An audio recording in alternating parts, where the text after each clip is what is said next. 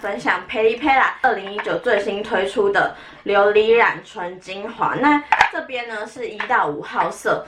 我猜啦，可能明年会推出6到10号，我不确定，我猜的。因为今年呢，就是慢慢流行回这种水水嫩嫩、滑滑质地的唇彩了。很多韩系品牌，像是3C 呀、Roem 都推出这种水水嫩嫩、滑滑质地的唇彩。那不知道大家知不知道，其实我第一支唇彩试色的影片是献给Peripera他们家，那所以我就想说。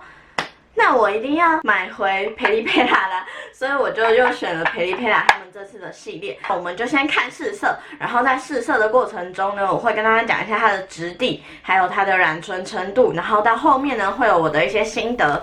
看试色。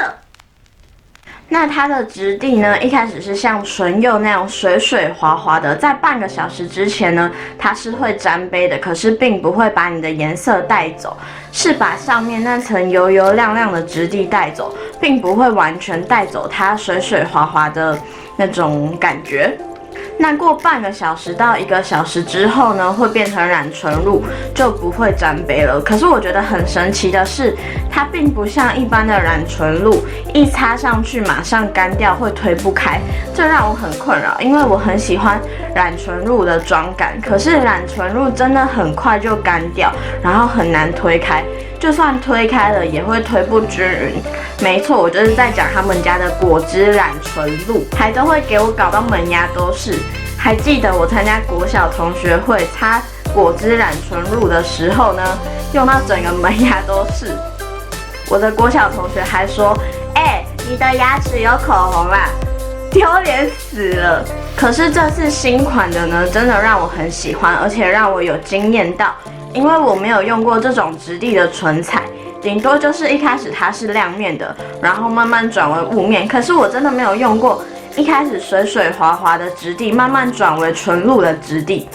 它并不是保湿的唇彩哦，只是亮面的而已，会干，但是不会像到雾面唇彩那么干。到了晚上呢，嘴巴会慢慢变干，那这时候可能就会有一点显唇纹了。 那它遮盖唇色的部分呢？我觉得它遮盖唇色是完全没有问题的。只擦一层的话，我觉得唇色比较深的人会遮不太住。但是后擦或者是画咬唇妆的方法，这是完全也没有问题的。那他们这次的味道呢，也还是一个甜甜的糖果味，但是擦在嘴巴上是完全闻不到的。那我在这边要特别讲一下它吃下去的味道。 因为他们之前的果汁唇露吃下去会有一个甜甜的糖果味，但是这次呢吃下去是完全没有味道的哦。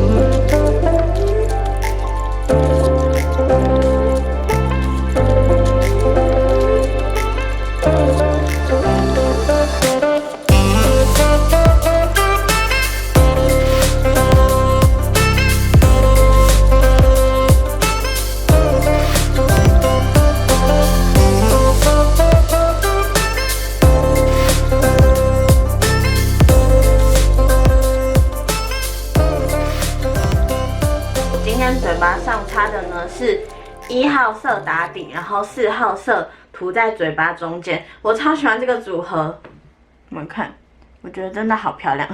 好，那我们就先开始讲它的包装。它这次的包装呢，一样是大家很熟悉这种Peripera会出的奶瓶管身包装。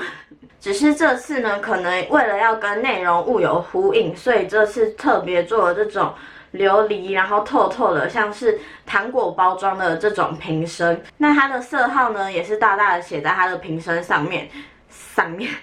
然后底部呢也还是有贴色号的，所以如果有很多他们家唇彩的人呢，就不用担心会很容易搞混，或者是要出门的时候啊，还要在那边看这是几号色，这是几号色。我觉得这是比较方便的地方。那打开呢，它的刷头我觉得一样还是没有变，就是一样还是这种刷头。